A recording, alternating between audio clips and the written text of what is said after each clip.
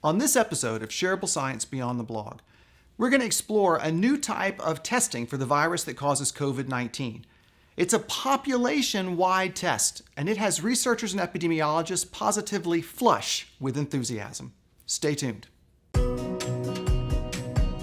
Welcome to Shareable Science. Science you can share.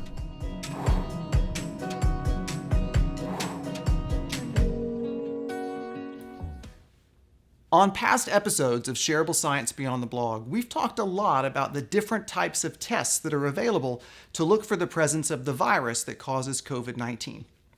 That includes swabs of the nose or of the throat or of the airways, looking for the presence of genetic sequence, the potential to actually identify sequence in a saliva test, and we've even talked about blood, both for antibody testing to tell if you've already been infected and have built up immunity, and antigen testing, rapid tests that look for the presence of bits of the virus to say if you're currently infected. These are all clinical tests. They test an individual, not a broad group of individuals. This is the testing that we've had to date, and while it's worked, there have been some clear challenges. The availability of testing materials. This was more of an issue early on, at least in America, but is still an ongoing challenge, especially in other parts of the world. Access to testing locations. Are we able to get people to a testing center in order to have tests? Or is there no testing center in their community or in their neighborhood? Or do they not have access to get to a testing center? There are clear limitations of each of these tests. There are circumstances where they perform well, but they each have drawbacks where they may give a negative that's false. So the individual really is infected, but the test doesn't detect that. And then these are not inexpensive. And the idea of testing millions of people on a repeated basis over time, especially as we track the waves of infection and look to try to prevent second and third waves, this becomes incredibly expensive and really cost prohibitive. Fortunately, there's a new type of testing on the horizon that's gone through some early rounds of proof of concept. Let's explore what that is. Okay, at this moment, I have to tell you I am resisting the urge to give you any kind of bathroom humor joke. But this is called wastewater testing. So this is actually looking for the presence of the SARS-CoV-2 virus in sewage. Here's the science behind that. And I hope you weren't eating lunch when you started this video. SARS-CoV-2 virus, that genetic material, the pieces of that virus, pieces of the genome, actually are excreted out in our body through our stool, through our feces, our poop. We don't think that it is infectious virus. We think it is fragments. We get the genetic information. But it can be detected in the presence of sewage. And in America, more than 80% of the American population is on a sewer system. So if you can detect this virus in the presence of sewage, you now potentially have developed a near real-time population-wide detection method.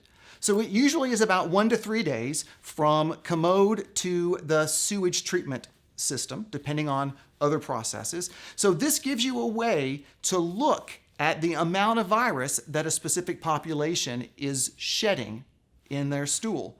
And you can actually, groups around the world have actually watched this rise and fall as their individual communities have seen an increase in cases, and then as containment efforts have worked, the number of cases has dropped off.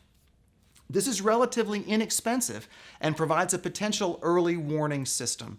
You may actually be able to see the presence of virus a week or more before individuals have severe enough symptoms that they show up at the hospital. So this is really the equivalent of the canary in a coal mine, giving you early access to what is happening broadly across your population. As I said, multiple groups have done some of the early rounds of pilot testing around this. Some countries in Europe have actually now instigated wastewater testing for the SARS-CoV-2 virus. And America is actually looking at building a national network of wastewater treatment surveillance systems. Now, there are some key unanswered questions that we need to get a better understanding of before we move more broadly into full stream wastewater testing. The first is, what is exactly the right test? What is the best detection process? And where in the wastewater treatment process should we be offering that testing? So there are groups right now that are doing quality control tests to try to get that answer. What are the detection limits? How little virus can you pick up? And can you actually correlate a specific amount of virus picked up with a number or a rough idea of the number of people that potentially means are infected with the virus? Does the type of water, so in other words, if you have hard water or soft water or high amounts of minerals, does that impact your ability to detect the presence of the virus? And then there's some biological questions that we have to understand about our own self. When exactly in the course of the infection is the virus shed into poop? And is there a difference in the amount of virus that's shed if you're asymptomatic, have mild symptoms, or severe symptoms? So we've got to understand those key pieces before this really actually can become something we can seriously consider. But the benefit of this is you may be able to identify days before you begin to see a surge in cases in terms of individual testing, and certainly before you begin to see people show up in the hospital, you can identify if the virus is actively spreading through your population. So it gives you an early warning system in time to actually prepare. I find this absolutely fascinating. Wastewater testing has been used for a number of things across the world, from the detection of polio before symptoms became apparent in the hospitals to the detection of opioid abuse in communities across America.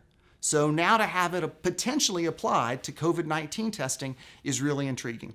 Stay tuned. The data is definitely going to continue to come in on this one. I hope you find this useful, even if it was a bit odd and a little atypical. Feel free to share this with other folks. Thank you for watching. I look forward to seeing you next time. Take care.